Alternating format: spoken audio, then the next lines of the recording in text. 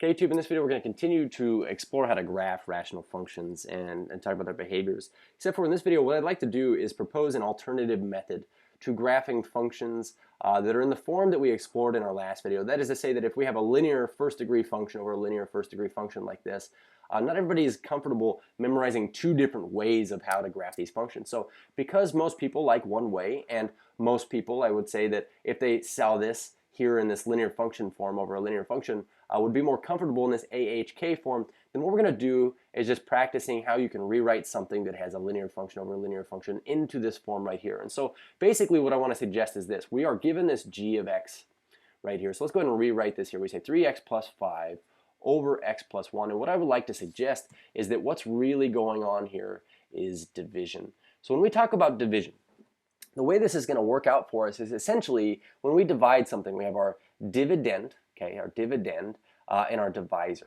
And so our divisor is cutting into our dividend here a certain number of times, but we refer to that certain number of times as our quotient. And then we usually say if we have a remainder, of course, we say plus the remainder over the thing we were dividing by, which we call the divisor. So with something like this here, what I want to suggest is that when we take this first degree divided by a first degree, I'm going to suggest that it goes in a whole number amount of, not a whole number amount of times, but I will say this, a constant number of times.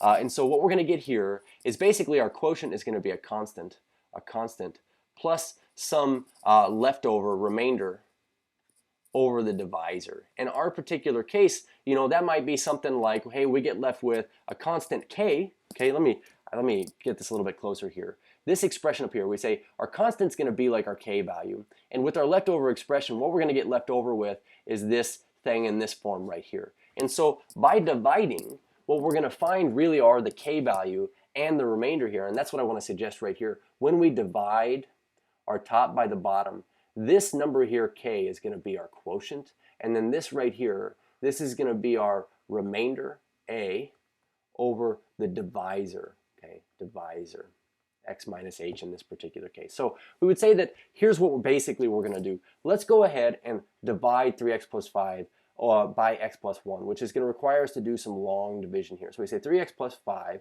divided by x plus 1. We'll go ahead and say, what could I take times 1x to get it to equal 3x exactly?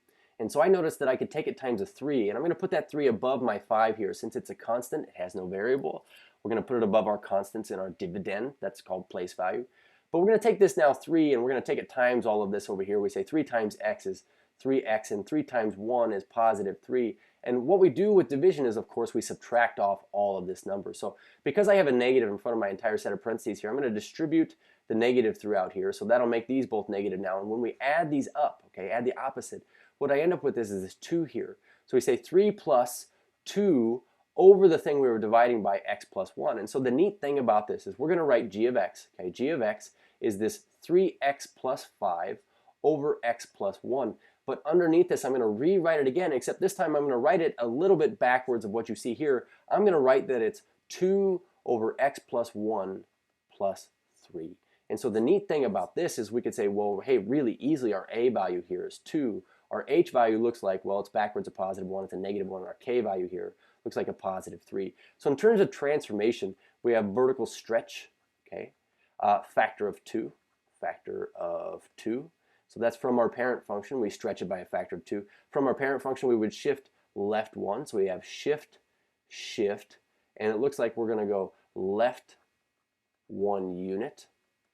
And in terms of vertical shift, that's a horrible U. We say vertical shift, we say shift up 3 units. And so graphing this here, we could see that the asymptotes we normally have at 0 and 0, they would go, let's see, up 3 units. So our new vertical asymptote is going to be at just whatever y equals our k value is here, y equals 3. And then our horizontal, or our vertical asymptote here is left 1 unit. Left 1 unit. Did I call our horizontal a vertical? Sorry if I did there. So here's our vertical asymptote. We say x equals negative 1. So any rational function, step number 1 is just to get the asymptotes in there. After this, we're just going to make a table. Every time we make a table, man, we do this to get exact values here for our points. And we always plug in 2x values to the left of every vertical asymptote and to the right of every vertical asymptote.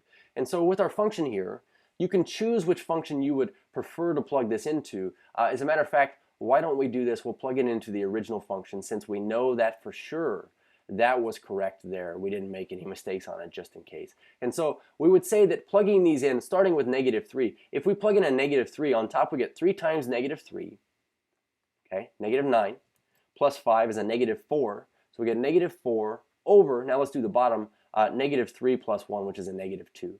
So with this here, we evaluate this, we get a +2. I'm going to quarantine this here. Now plugging in a 2, if we were to plug in a -2 here, we get -6 plus 5, which is a -1. We'll list that now.